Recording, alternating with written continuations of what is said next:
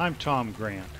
Lawyers have been sending threatening letters and using scare tactics against media outlets for nearly 15 years now, and yet not one single lawsuit has ever been filed in regards to my disclosure of the details of the Cobain investigation. So silence is the title we've chosen for our first segment. Watch and listen to what happens, and you'll soon see why. Are we entitled to freedom of speech in America? Let's find out. And next thing I know, besides the phone ringing off the hook from newspapers and TV stations and stuff, I get a call from the Cobain estate. You know, whatever the hell that is. His money's calling me. You know, it's the estate. I don't know what that means. The front lawn is calling me? You know, the jockey holding the lantern on the front lawn is giving me a call. I don't know what that means. I'm getting a call from the estate. You mean lawyers? Oh, yeah, okay, we're lawyers. At the same time, I got a lawyer in L.A. and a lawyer in New York. And the first thing they ask from the film, what do they have to be afraid of is, are you recording this? And I go, well, no. And what I don't say is, being a reporter, of course, I'm keeping copious notes. And I want you, before you even think about calling in tonight, listen to Tom Grant, the man who's going to be on for the entire 2 hours. He is a respected private investigator.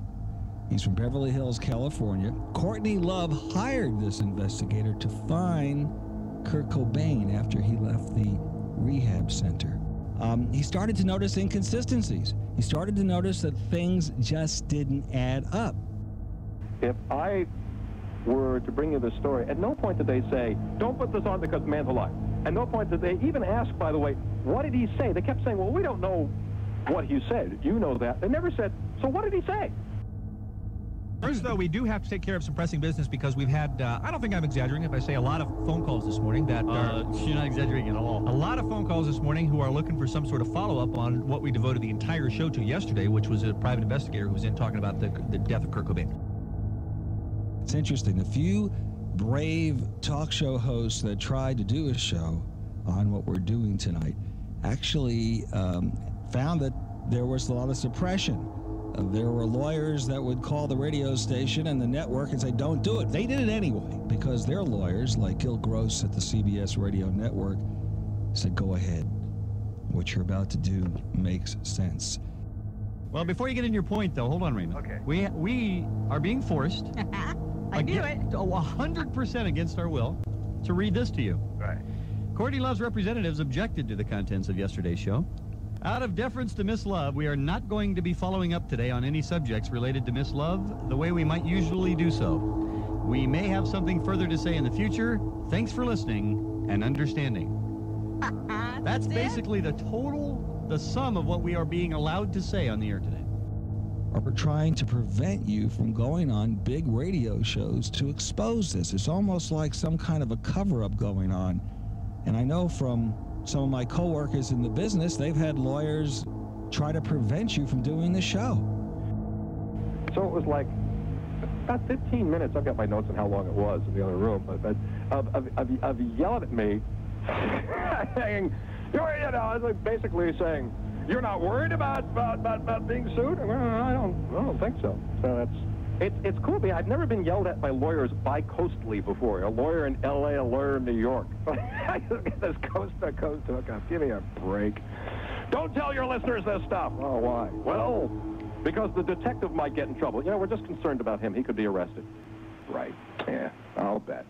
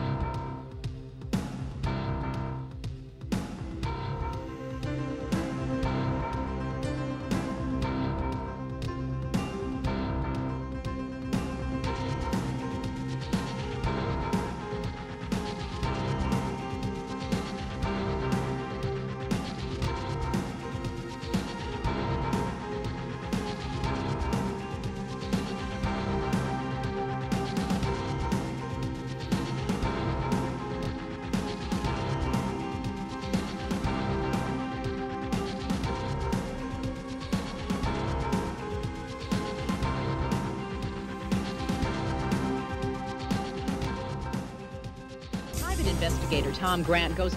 Detective Tom Grant, a Los Angeles-based private investigator and former L.A. County Sheriff's deputy. Returning to our story, when Kurt Cobain disappeared from a drug rehab center, his wife, Courtney Love, hired retired Detective Tom Grant to find him.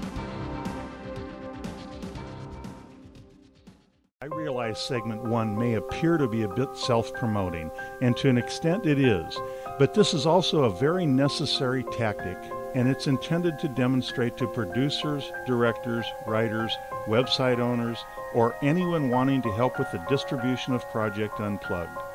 Ignoring lawsuit threats for nearly 15 years, I've simply told the truth in hundreds of public forums.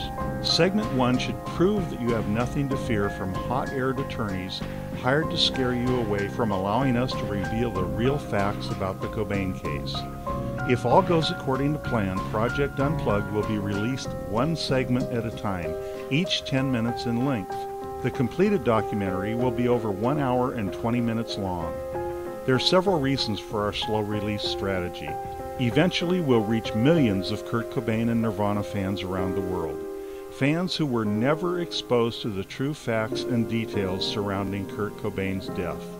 Here are just some of the items of interest to be included in the segments to follow.